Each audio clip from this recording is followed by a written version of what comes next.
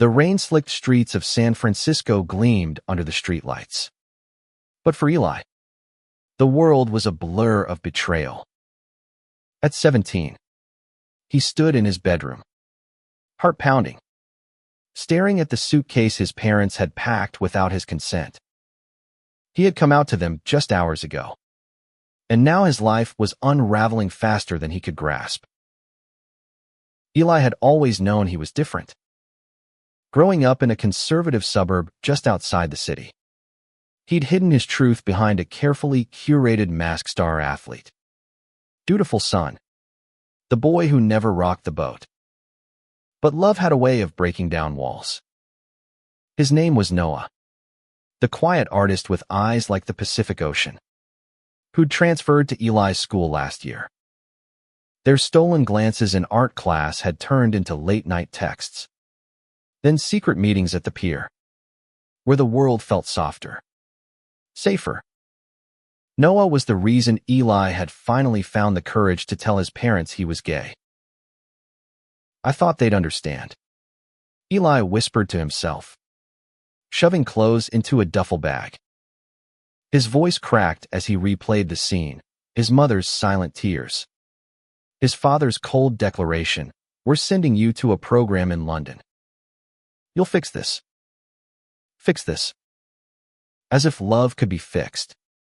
As if Noah was a mistake to be erased. The program was a lie.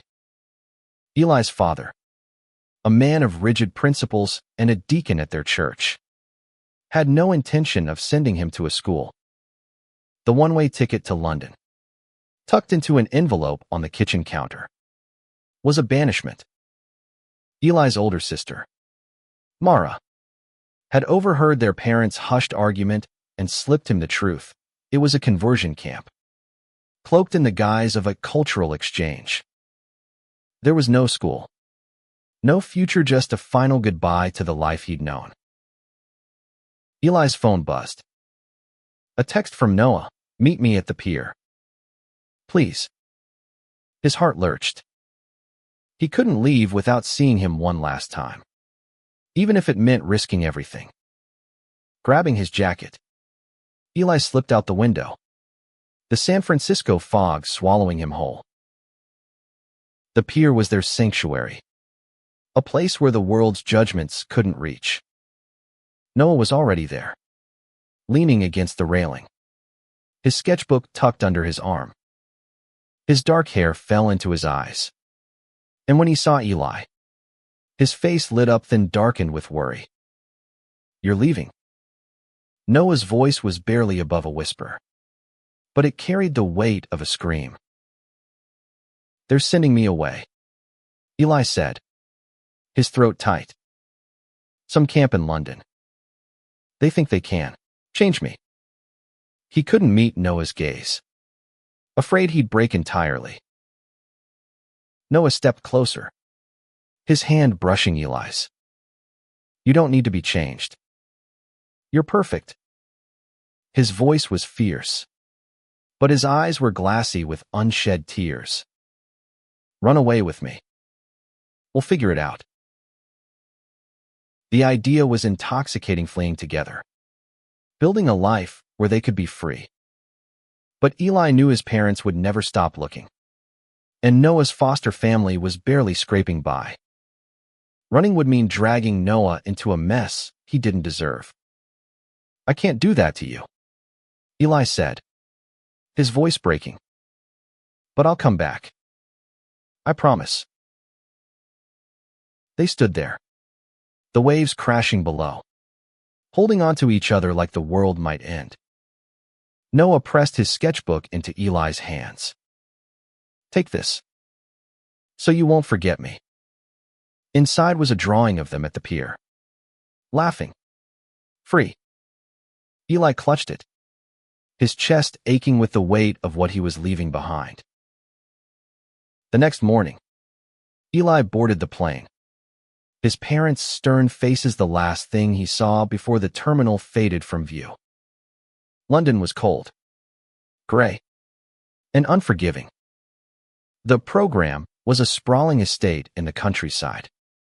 surrounded by high fences and guarded by staff who spoke in clinical tones. It wasn't a shul, it was a prison dressed up as salvation. Days bled into weeks. The camp's regimen was relentless, lectures on reorienting desires. Group sessions where kids like Eli were forced to confess their sins. But Eli held onto Noah's sketchbook, hiding it under his mattress, tracing the lines of their portrait when the nights felt too heavy. He wrote letters he couldn't send, pouring his heart into words Noah would never read. I miss you. I'm still me. I'll find a way back. Eli wasn't alone in his defiance. A girl named Amara, with a sharp wit and a fire in her eyes, became his ally. She'd been sent from Chicago after her parents found her with her girlfriend. They think they can break us, she told Eli one night, her voice low as they sat in the dorm's common room. But they don't know how strong we are. Amara had a plan. She'd been secretly contacting an advocacy group in London, one that helped kids escape conversion camps. Eli's hope, long buried, flickered to life. Weeks later, Amara handed him a burner phone. Call him, she urged. Eli's hands trembled as he dialed Noah's number, praying it still worked. When Noah's voice came through, soft and surprised, Eli nearly sobbed. I'm coming back, he said, the words a vow. Wait for me. But the camp staff were watching. A late-night raid caught Amara with the phone, and Eli's world tilted again. They were separated, punished, their privileges stripped. Eli's sketchbook was confiscated, the drawing of him and Noah torn to pieces before his eyes. You'll thank us one day, the counselor said, her voice dripping with false pity. Eli's rage burned hotter than ever. He wasn't broken yet. Amara's contact had given them a name, Sarah, a volunteer with the advocacy group. If Eli could reach her, there was a chance. But escape meant risking everything, his family's wrath, his future, his safety. As he stared out the barred window at the endless English rain, Eli made a choice. He wasn't just fighting for himself anymore, was fighting for Noah. For Amara. For every kid trapped in that place. The plan took shape in whispers and stolen moments. Amara had memorized Sarah's address, a safe house in London. They'd need to slip past the guards, scale the fence, and make it to a nearby village before dawn. The risks were staggering, but so was the alternative, losing who he was forever. Eli closed his eyes, picturing Noah at the pier, the sketchbook's torn pages scattered in his mind. He'd made a promise. And no camp, no ocean, no lies could keep him from keeping it. The English countryside was a maze of shadows as Eli and Amara crouched behind a shed, the camp's floodlights slicing through the night. Their breath hung in the cold air, and every rustle of leaves felt like a guard closing in. They had one shot to escape, and failure wasn't an option. The plan was simple but brutal. Amara had studied the guards' patrols for weeks, noting the gaps in their rounds. At 2 a.m., the back gate's security was lightest, just one guard, often distracted by his phone. The fence was high but not electrified, and a rusted section near the shed offered a foothold. Beyond it lay a mile of fields to a village where Sarah, their contact, had promised a car. Eli's heart raced, not just from fear, but from the faint hope of seeing Noah again. You sure about this? Amara whispered, her eyes glinting with determination. Eli nodded, clutching the small bag that held his few belongings. The sketchbook was gone, but Noah's face was burned into his memory.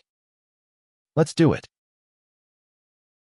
They moved like ghosts, slipping through the darkness to the fence.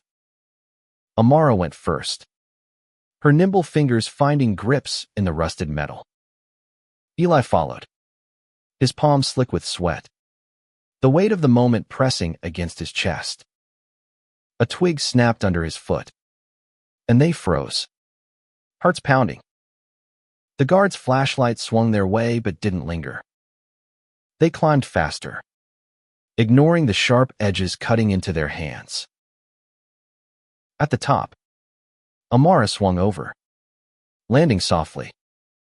Eli hesitated, glancing back at the camp's looming silhouette. This was it, no going back. He dropped to the other side, the impact jarring his knees. Amara grabbed his arm, pulling him into the tall grass. "Run," she hissed. They sprinted through the fields, the uneven ground threatening to trip them. The village was a faint glow on the horizon, and Eli's lungs burned as they pushed forward. Behind them, a siren wailed. The camp had noticed their absence. Adrenaline surged, drowning out the pain in Eli's hands and the ache in his chest. They reached the village just as dawn broke. A sleepy cluster of cottages and a single bus stop. Sarah was there, as promised, leaning against a beat-up sedan. She was younger than Eli expected, with a kind face and a no-nonsense voice. "Get in," she said, tossing them blankets. "You're safe now." The safe house in London was a cramped flat above a bookstore, filled with mismatched furniture and the smell of coffee. Sarah explained the advocacy group's work, rescuing kids from conversion camps, helping them navigate legal systems, and, if needed, finding new homes. For Eli, the priority was clear: had to get back to San Francisco, to Noah. But it wasn't that simple. Sarah's group could provide temporary shelter and fake IDs. But international travel for a minor without parental consent was a legal minefield. Eli's parents had already contacted the camp, demanding his return. "They're claiming you're a runaway," Sarah said, her brow furrowed. "We need to move carefully." Amara, ever the strategist, suggested contacting Mara, Eli's sister. "She's on your side, right? She could help." Eli hesitated. Mara had warned him about the camp, but reaching out meant risking his parents finding him. Still, she was his only link to home. He wrote a coded email, using a nickname only Mara would recognize, begging her to meet him in London. Days passed in a haze of anxiety. Eli and Amara helped Sarah with the safe house, cooking meals for other runaways and listening to their stories. Each one was a knife to Eli's heart. Kids disowned, beaten, or shipped off like he was, all for loving who they loved. But their resilience fueled him.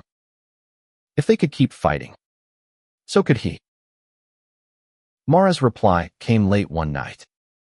A single line: "I'm coming." Eli's relief was tempered by fear. His parents might follow her, and the camp's reach was long. Sarah's group had already intercepted messages suggesting the camp was working with private investigators to track escapees. To stay sane, Eli clung to memories of Noah.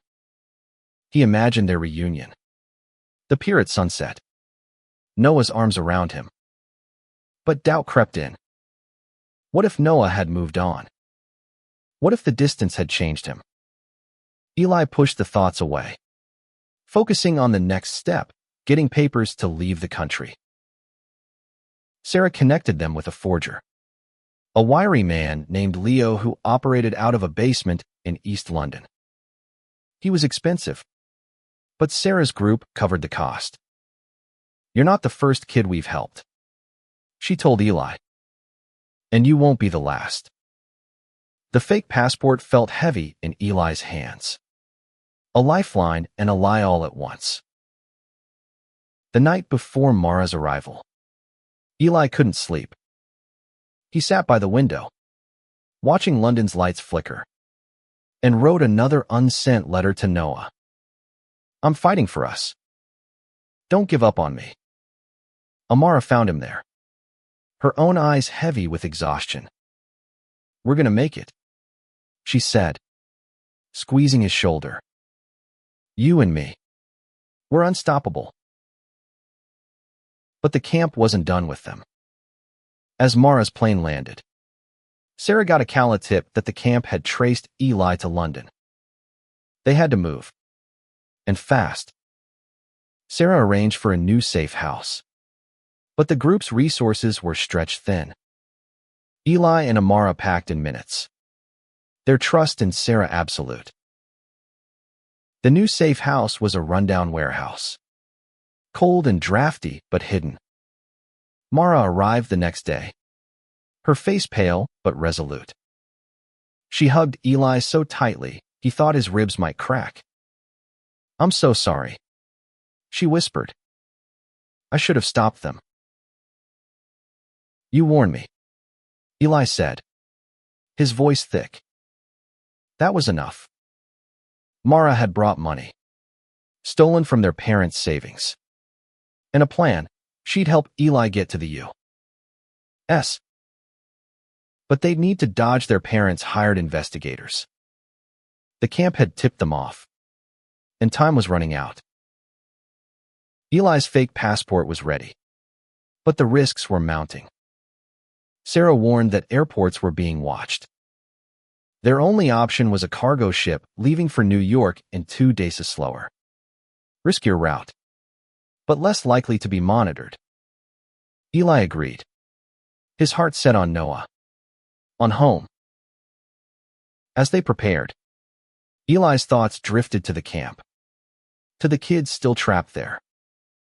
He wanted to save them all. But first, he had to save himself. The ship's departure loomed. A beacon of hope and danger. Eli gripped Mara's hand. Amara's resolve steeling him. This was his fight now, and he'd see it through. The warehouse smelled of rust and salt. A temporary refuge that felt more like a cage. Eli sat on a crate, his fake passport tucked inside his jacket. The weight of it, both a promise and a threat. Mara and Amara whispered plans nearby, their voices low to avoid echoing in the cavernous space. Sarah had secured their passage on the cargo ship, but the waiting was torture. Every creak of the warehouse, every distant siren, sent Eli's heart racing. The camp's investigators were closing in, and Mara's arrival had only heightened the stakes. She'd risked everything to help him, leaving behind a note for their parents claiming she was visiting a friend in Paris. It wouldn't hold them off for long. Eli's mind kept drifting to Noah. He hadn't dared call again, afraid of being traced. But the silence was agony. He imagined Noah at the pier, sketching alone, wondering if Eli had forgotten him. The thought was a knife, twisting deeper with every passing hour. Sarah burst through the warehouse door, her face grim. We've got a problem. The camp's hired a private firm ex-military types. They're combing London for you too. She glanced at Eli and Amara. The ship leaves tomorrow night, but you'll need to lay low until then. Amara cursed under her breath, her usual bravado shaken. How'd they find us so fast? Money, Sarah said flatly. Your parents aren't messing around. Eli. They've got connections. Mara squeezed Eli's hand, her eyes fierce. We'll get you out. I promise. But her voice trembled. betraying her fear. Eli wanted to believe her, but the walls were closing in. Sarah's plan was to move them to a smaller, safe house, a basement flat owned by a sympathizer in the advocacy group. They left under cover of darkness, hoods up, weaving through London's back alleys. The city felt alive with threat, every stranger a potential pursuer. Eli's pulse thundered as they slipped into the flat, a damp space with peeling wallpaper and a single bulb flickering overhead. Inside, Sarah laid out the details. The cargo ship, the Horizon, was docked at a lesser-known port. A contact would smuggle them aboard in crates marked as medical supplies. It was risky. Customs could search the crates, or the crew could betray them, but it was their only shot. Eli nodded, his jaw tight. He'd come too far to turn back. That night, unable to sleep, Eli sat with Amara, sharing stories to keep their spirits up. She told him about her girlfriend, Lena, back in Chicago, and how they'd planned to move to New York after graduation. "She's waiting for me," Amara said, her voice soft but fierce. "What about Noah? What's he like?" Eli smiled. The first real one in days. "He's everything. Quiet, but not shy. He sees the world in colors I didn't know existed." He described Noah's sketches, his laugh, the way he made Eli feel like he could be himself. Talking about Noah kept the fear at bay, if only for a moment. Mara overheard, her eyes softening. "You really love him, don't you?" she asked. Eli nodded, his throat tight. "Then we'll get you back to him," she said. "No matter what." The next day, Sarah got word that the investigators had raided the bookstore's safe house. They were getting closer. Eli's stomach churned as they prepared for the port. Sarah gave them new clothes. Dockworker uniforms to blend in. Amara's hands shook as she zipped up her jacket, but she flashed Eli a grin. "Ready to be a badass?" "Born ready," he lied, forcing a smile. They hugged Mara goodbye, her eyes wet as she promised to meet them in New York. She'd fly back separately, covering their tracks. The weight of her sacrifice settled on Eli's shoulders. But there was no time for guilt. The port was chaos, cranes groaning, workers shouting, the air thick with diesel. Sarah's contact, a grizzled man named Tom, led them to the crates. "Don't make a sound," he warned, sealing them inside. The darkness was suffocating, the crate's wooden walls pressing against Eli's back. He focused on Noah's face, the pier, the promise he'd made. Hours passed, the crate jolting as it was loaded onto the Horizon. Eli's muscles cramped, but he stayed silent. Amara's steady breathing beside him a small comfort. When the ship's engines roared to life, relief flooded him. They were moving, leaving the camp behind. But freedom wasn't guaranteed. Tom had warned that customs checks were random, and the investigators might have tipped off port authorities. Eli's heart pounded with every creak of the ship, every muffled voice. He clutched the fake passport, praying it would hold up if they were caught. Days at sea blurred together. The crates were moved to a storage hold, where Tom let them out to stretch in secret. The hold was cold, the air stale, but it was better than the crate. Amara kept their spirits up, cracking jokes and planning their lives in America. "We'll get an apartment in Brooklyn," she said. "You, me, Noah, Lena. We'll be unstoppable." Eli wanted to believe her, but doubt gnawed at him. What if Noah had given up? What if his parents found him first? The sea stretched endlessly, a mirror of his uncertainty. One night, Tom brought news. The ship was a day from New York, but a storm was coming. The crew was distracted, which could help them slip off unnoticed or make things worse if customs boarded during the chaos. Eli's hope flickered, fragile but alive. As the storm hit, the ship rocked violently, crates sliding in the hold. Eli and Amara clung to each other, the roar of waves deafening. In the chaos, Eli made a vow: if he survived this, he'd never let fear stop him again. He'd find Noah, build a life, and fight for every kid still trapped. The storm passed, and New York's skyline appeared, a jagged promise on the horizon. Eli's heart soared, but the danger wasn't over. They still had to get off the ship, past customs, and into the city. And somewhere, Noah was waiting if he still believed in them. The New York harbor loomed through the ship's porthole, a tangle of steel and lights under a gray dawn. Eli's crate felt smaller with every lurch of the horizon, his body aching from days of confinement.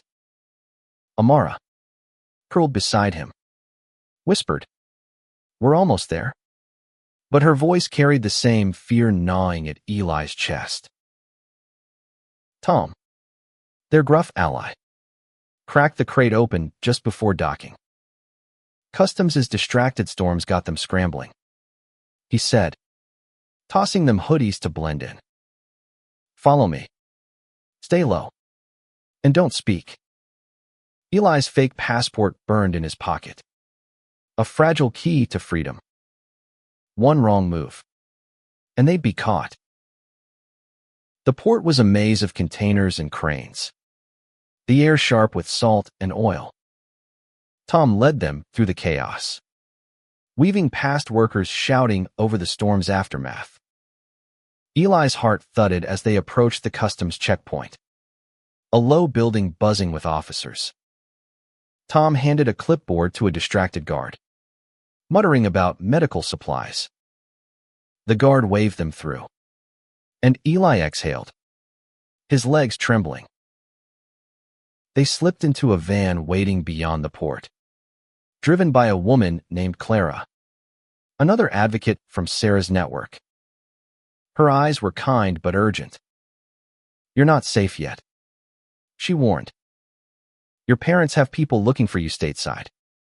Eli, we're taking you to a safe house in Brooklyn." The drive through New York was a blur of skyscrapers and honking taxis, so different from San Francisco's foggy charm. Eli's thoughts were on Noah, just a train ride away. He wanted to call, to run to him. But Clara was firm, no contact until they were sure the investigators were off their trail. The Brooklyn safe house was a brownstone tucked between laundromats and delis, its windows curtained to block prying eyes. Inside, Clara introduced them to Jamal, a volunteer who'd escaped a similar camp years ago. His warm smile eased Eli's nerves. "You're home now," Jamal said. "We'll figure out the rest." Amara flopped onto a couch, exhaustion overtaking her bravado. "I need a burger and a nap," she muttered, earning a laugh from Clara. Eli tried to smile, but his mind was racing. He needed to find Noah, but every call risked exposing their location. Jamal handed him a burner phone. "One call," he said. "Make it quick." Eli's hands shook as he dialed Noah's number, praying it still worked. The line rang once, twice. Then Noah's voice, soft and hesitant, came through. "Eli." "It's me," Eli choked out. tears burning his eyes. I'm in New York. I'm coming to you. Noah's breath hitched. I thought you were gone for good. Where are you? Eli couldn't give details.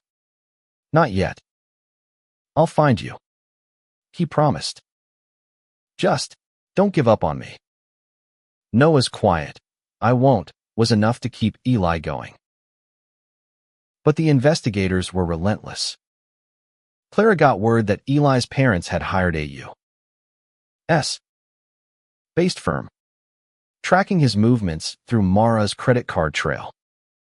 She'd been careful, but not careful enough.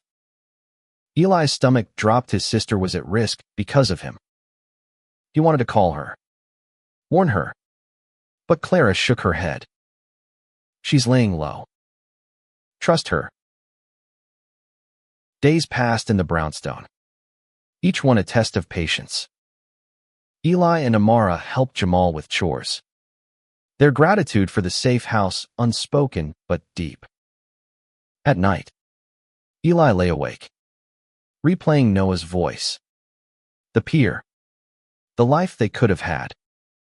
He wrote more unsent letters, pouring his heart into words. I'm so close. Noah, I'm fighting for us. Clara's network was working on a plan to get Eli to San Francisco. A bus ticket was safer than a plainless likely to be monitored. Amara decided to stay in New York, where Lena was coming to join her. You go get your boy? She told Eli, her grin fierce.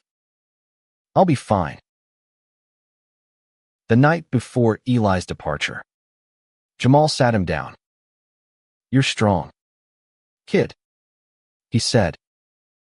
But this fight isn't just about you and Noah. It's about every kid still stuck in those camps. You make it. You're proof they can't break us. Eli nodded, the weight of those words settling into him. He wasn't just running to know, he was running toward a future where no one had to hide. The bus station was a hive of noise and motion. But Eli felt exposed. His hood pulled low. Clara handed him a ticket and a backpack with cash and a new burner phone. Stay sharp, she said. Your parents' people are still out there. Eli hugged her. Then Amara, who whispered, Don't screw this up. Love her, boy. The bus to San Francisco was a 3-day journey. A grueling stretch of highways and rest stops. Eli kept to himself, his fake ID ready, his eyes scanning for anyone watching too closely. At night, he stared out the window. The stars a reminder of the nights he and Noah had spent dreaming by the pier. Somewhere in Nevada, the bus stopped at a diner, and Eli risked a call to Noah. I'm almost there, he said, his voice low. Noah's reply was a whisper. I'm waiting at the pier. Every night. Eli's heart swelled, but fear lingered. What if he was too late? What if his parents found him first? As the bus crossed into California, Eli felt the pull of home, sharp and aching. San Francisco was so close, but so was the danger. His parents wouldn't give up, and the investigators were professionals. Eli gripped the burner phone, Noah's words echoing in his mind. He'd made it this far. He wouldn't lose now. The bus pulled into the city at dusk, the Golden Gate Bridge glowing faintly in the distance. Eli's pulse raced as he stepped off, the air thick with fog and memory. The pier was waiting, and so was Noah if fate hadn't turned against them. The San Francisco fog wrapped around Eli like a shroud as he stepped off the bus. The city's familiar hum, both a comfort and a warning. His hood was up, his eyes scanning the crowded terminal for any sign of pursuit. The pier was only a few miles away, but every step felt like a gauntlet. Eli's burner phone buzzed in his pocket. A text from Mara. They know you're in SF. Be careful. His stomach twisted. His parents' investigators had tracked him faster than he'd feared, likely through the bus ticket or a slip in Clara's network. He couldn't linger. Noah was waiting, and Eli had a promise to keep. The walk to the pier was a blur of neon signs and street vendors. The city alive despite the late hour. Eli's backpack felt heavier with every step, the weight of his journey pressing down. He'd crossed an ocean, escaped a camp, dodged investigators all for this moment. But doubt gnawed at him. Would Noah still be there? Had the months apart changed him? The pier came into view, its wooden planks glistening under the streetlights. Eli's breath caught as he saw a lone figure by the railing, sketchbook in hand, hair tousled by the wind. Noah. Eli's legs moved before his mind could catch up, carrying him across the pier until he was close enough to see Noah's face older. Somehow, but still the boy he loved. Eli. Noah's voice broke, his eyes wide with disbelief. He dropped the sketchbook, and in an instant, they were in each other's arms, the world falling away. Eli buried his face in Noah's shoulder, the scent of him salt and charcoal grounding him like nothing else could. You came back, Noah whispered, his voice thick with tears. I promised, Eli said, pulling back to meet Noah's gaze. Those Pacific blue eyes held everything: love, pain, hope. They kissed, desperate and soft, the pier their sanctuary once more. For a moment, nothing else mattered. But reality crashed in fast. Noah's foster brother, Jake, had been keeping watch nearby and jogged over, his face tense. We need to move, he said. There's a car circling the block, black SUV. Tinted windows. Looks like trouble. Eli's heart sank. The investigators. He grabbed Noah's hand, and they followed Jake to his beat-up sedan parked nearby. Where do we go? Eli asked, his voice steady despite the panic rising in his chest. My place, Noah said. It's not much, but it's safe for now. His foster family's apartment was a cramped walk-up in the Mission District, a temporary haven. Jake drove, his eyes flicking to the rearview mirror, while Eli and Noah huddled in the back, hands clasped tightly. Inside the apartment, Noah's foster mom, Carla, greeted them with a warm but worried smile. You're staying here, she said firmly. No one's taking you away. Her acceptance was a balm to Eli's frayed nerves. But he knew it wouldn't stop his parents. They had money, connections, and a relentless need to fix him. Noah led Eli to his room, a small space filled with sketches pinned to the walls. One caught Eli's eye: a new drawing of the pier, with two figures holding hands under a starry sky. I drew it every night, Noah said softly, to keep you close. Eli's throat tightened. I'm so sorry I left you. You didn't leave, Noah said, his voice fierce. They took you, but you fought your way back. They sat on the bed, talking for hours, piecing together the months apart. Noah had stayed in school, kept sketching, but the fear of losing Eli had haunted him. Eli told him about the camp, Amara, the escape every moment that had led him here. But safety was fleeting. The next morning, Jake spotted the black SUV parked across the street. Eli's parents had found them, or at least their investigators had. Carla called a friend, a lawyer named Rachel who worked with LGBTQ plus youth. She arrived within the hour.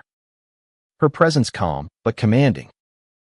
"You're a minor, Eli," she said. "Legally, your parents have control. But we can fight for emancipation." Emancipation. The word felt like a lifeline, but it came with risks. A court battle would expose Eli, draw attention, and his parents wouldn't back down easily. Rachel outlined the process. Eli would need to prove he could support himself, that his parents' actions were harmful. Mara's testimony could help, but she was still in New York, laying low. Noah squeezed Eli's hand.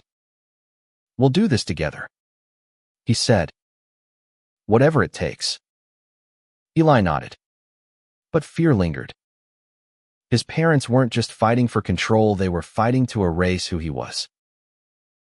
Rachel set up a meeting with a judge in 2 days, a rare chance to file an emergency petition. Until then, Eli and Noah stayed hidden. The apartment, their fortress. They spent their days planning, dreaming of a future where they could be free. Noah sketched their imagined Lithian apartment by the bay. Art shows, quiet nights together. Eli clung to those dreams. But the SUV outside was a constant reminder of the battle ahead. The night before the court date, Eli couldn't sleep. He sat by the window, watching the city lights. Noah's arm around him. "What if we lose?" Eli whispered. "Then we keep fighting," Noah said, his voice steady. "They can't take you from me again." Eli wanted to believe him, but the weight of his parents' power loomed large. The hearing would decide everything: his freedom, his future, his love. As dawn broke, Eli steeled himself. He'd faced a camp, an ocean, and a storm. He could face this, too. The courthouse loomed over San Francisco's Civic Center, its stone facade cold and unyielding. Eli's palms were slick with sweat as he sat beside Rachel in the waiting area, Noah's hand a steady anchor in his. Today was the emergency hearing for his emancipation, a chance to break free from his parents' gripe or lose everything. Rachel had prepared meticulously, gathering evidence of the conversion camp's abuses, Mara's testimony via video call, and statements from Sarah and Clara about Eli's escape. But his parents were there, too, seated across the room with their lawyer, a sharp-eyed man in a tailored suit. Eli's father's gaze was icy, his mother's face a mask of quiet grief. They hadn't spoken to him since he arrived, but their presence was a weight on his chest. Noah leaned close, whispering, "You've got this. You're stronger than they know." Eli nodded, drawing strength from Noah's belief in him. But doubt lingered. His parents had money, influence, and a narrative of saving their son. Eli had only his truth. The judge, a woman with gray hair and a no-nonsense demeanor, called the hearing to order.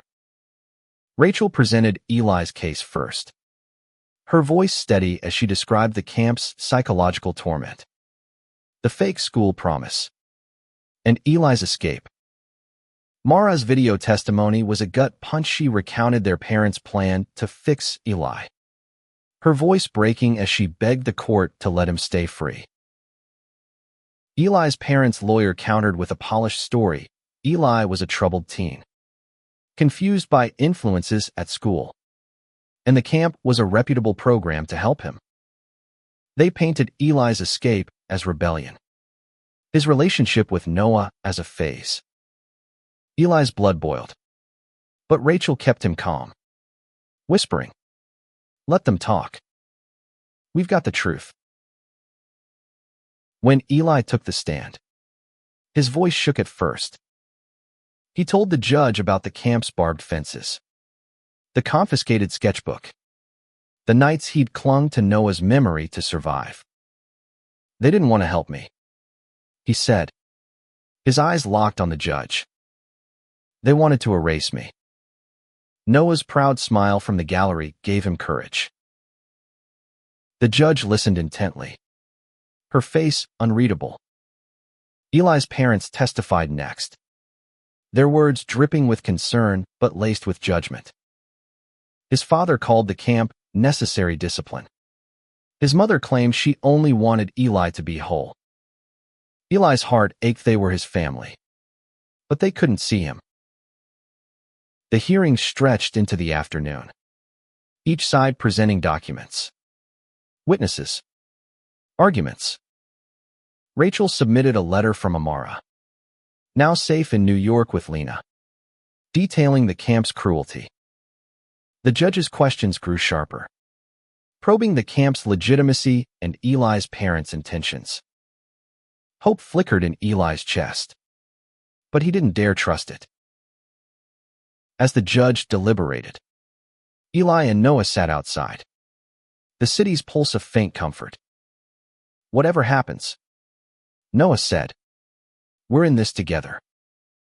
Eli nodded, but the fear of being sent back to his parents, to another camp, was a shadow he couldn't shake. The judge's ruling came swiftly. She granted Eli temporary emancipation, citing the camp's abusive practices and his parents' deception.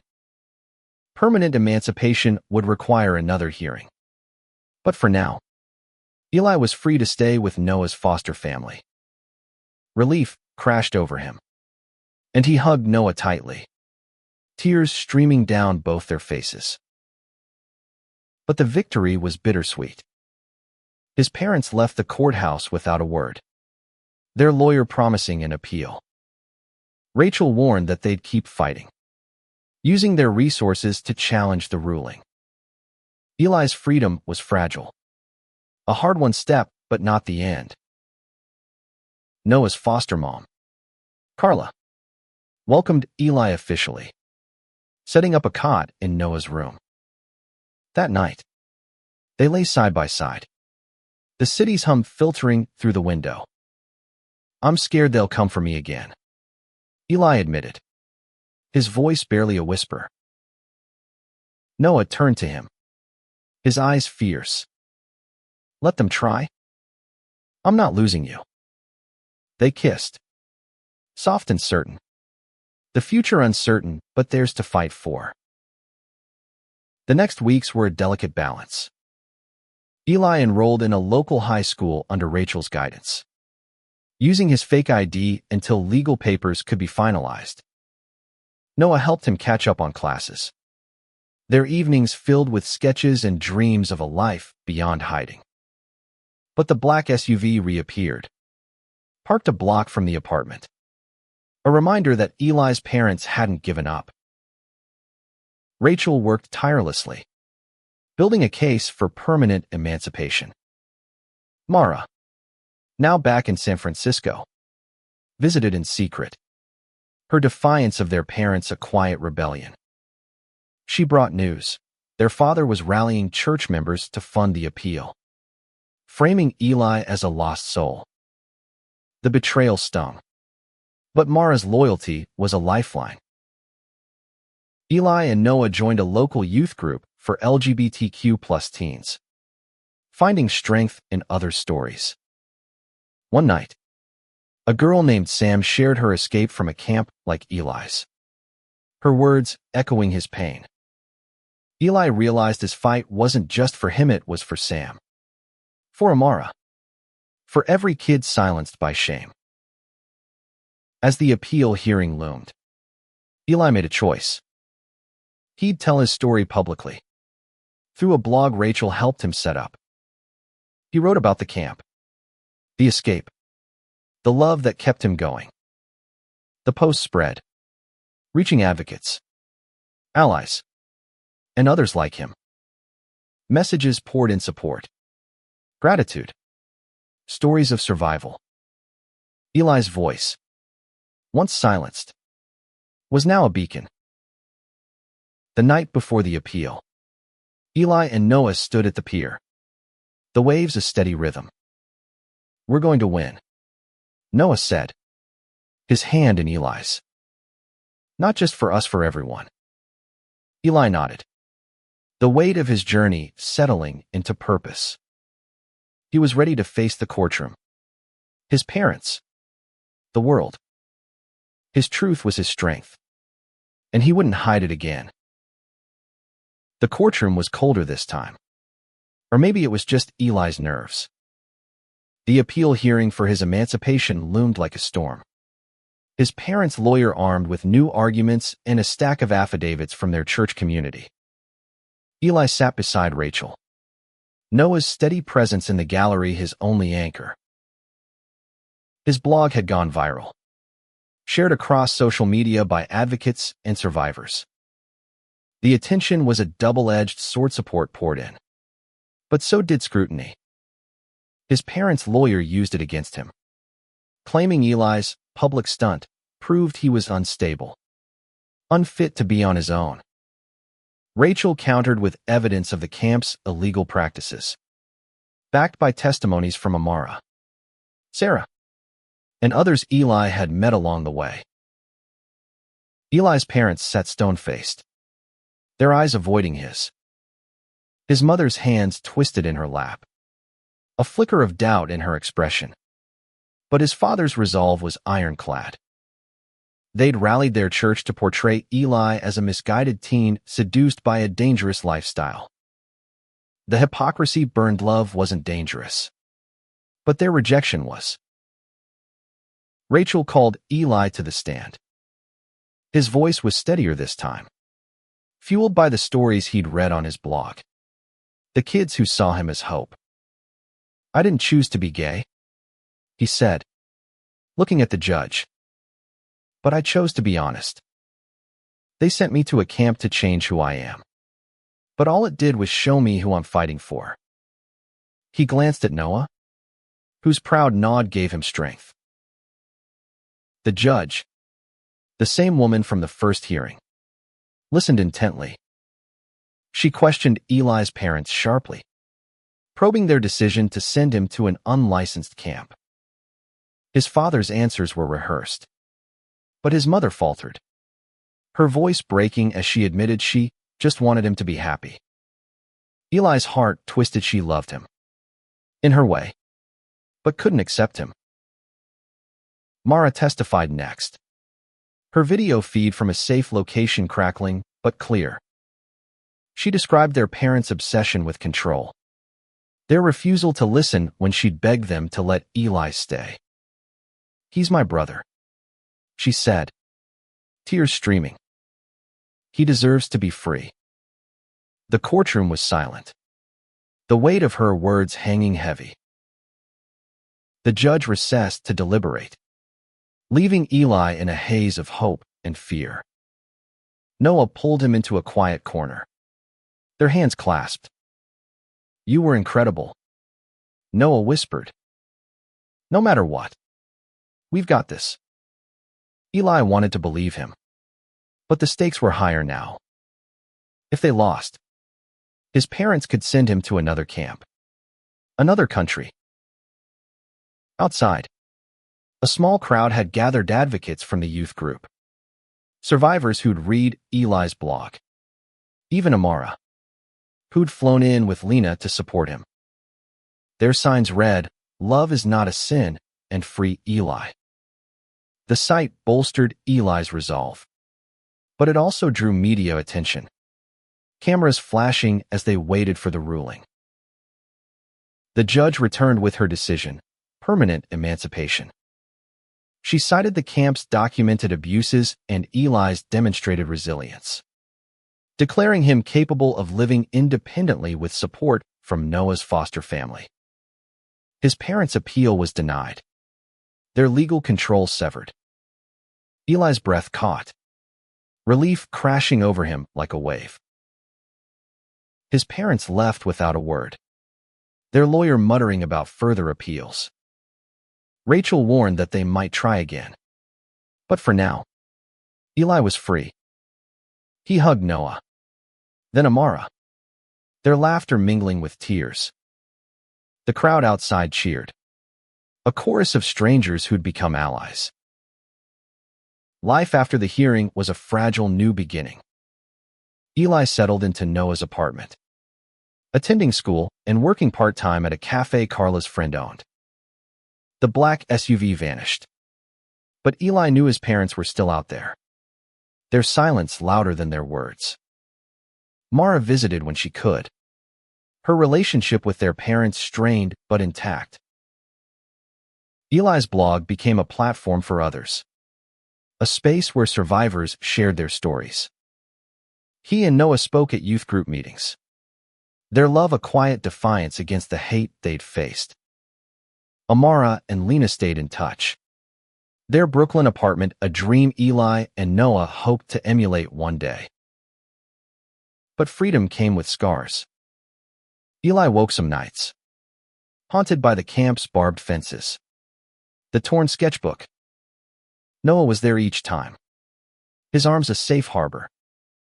"You're here," he'd whisper, and Eli would cling to him, grounding himself in their shared strength. One evening, Eli and Noah returned to the pier, the place where it all began. The waves were calm, the stars bright above. Noah pulled out a new sketchbook, handing Eli a drawing of the molder. Wiser, standing together. "This is us," Noah said. "Not just now, but always." Eli's eyes stung as he traced the lines, the love in every stroke. He'd fought for this for them, for himself, for every kid still trapped. The road ahead was uncertain, his parents' shadow lingering. But Eli wasn't alone anymore. He had Noah, Mara, Amara, a community that held him up. As they stood by the railing, hand in hand, Eli made a silent vow. He'd keep telling his story, keep fighting, until no one had to run, hide, or say goodbye to who they were. The pier stretched before them, a symbol of home. And for the first time, Eli felt truly free. The San Francisco sun dipped below the horizon, painting the pier in hues of gold and purple. Eli stood with Noah, their fingers intertwined, the waves a steady heartbeat beneath them. It had been 6 months since the emancipation ruling, and though the scars of Eli's journey lingered, this moment felt like a victory. Life had settled into a rhythm. Eli graduated high school, his diploma a hard-won symbol of resilience. He worked full-time at the cafe, saving for an apartment he and Noah dreamed of sharing. Noah's art was gaining traction, his sketches featured in a local gallery, each one a testament to their love and survival. They were building a future, piece by piece, against the odds. But Eli's parents hadn't vanished entirely. Mara brought news of their latest move, a lawsuit against the advocacy group that helped Eli escape, claiming fraud and endangerment. It was a desperate attempt to reclaim control. But Rachel was ready, her legal team countering with evidence of the camp's abuses. The lawsuit was a shadow, but Eli refused to let it dim his light. His blog had grown into a movement, titled No More Goodbyes. It was a platform for survivors to share their stories, from conversion camps to family rejection. Eli spent evenings responding to messages, each one a reminder of why he kept fighting.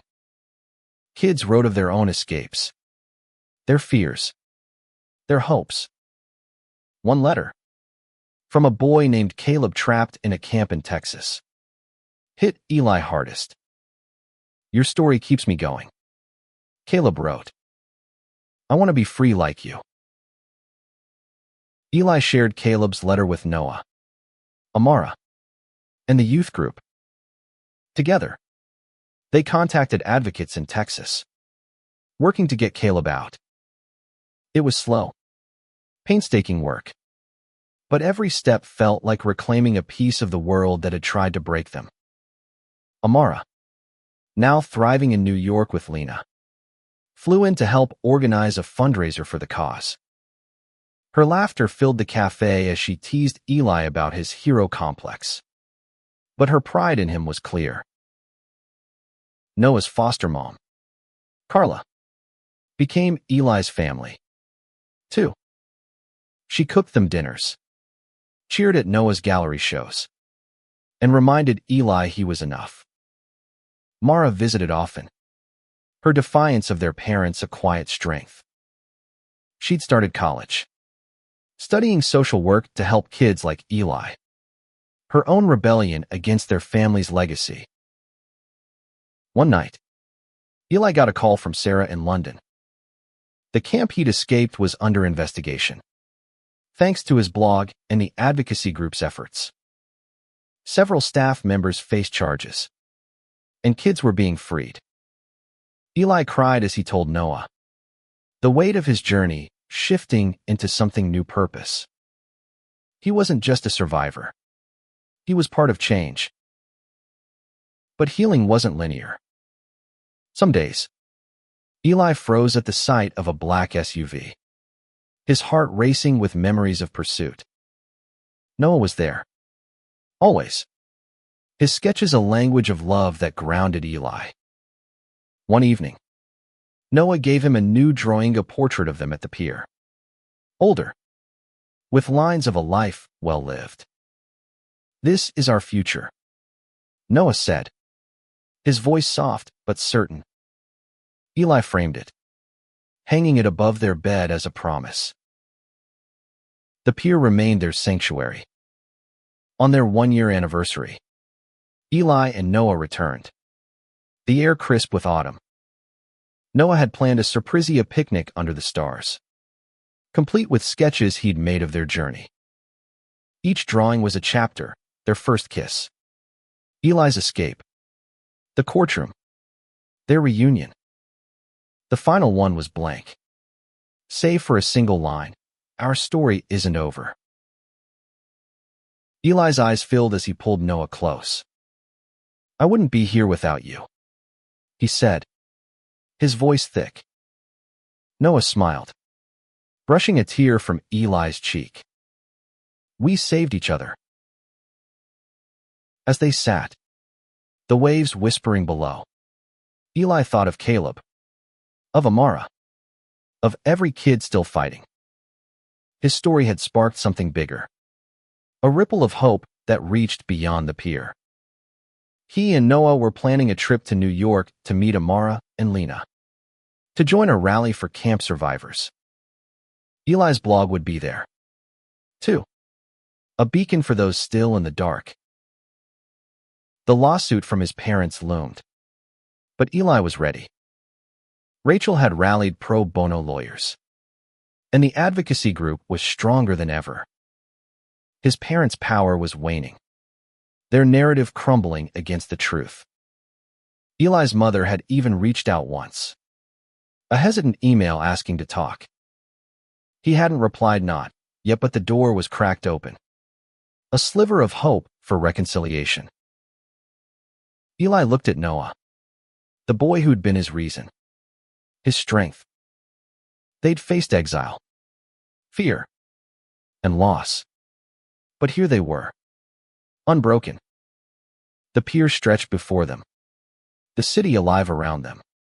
And Eli felt he'd a life worth fighting for, a love worth everything. As the stars emerged, Eli made a final vow. He'd keep telling his story, keep loving Noah, keep fighting for a world where no one had to say goodbye to who they were. The future was theirs, and it was bright.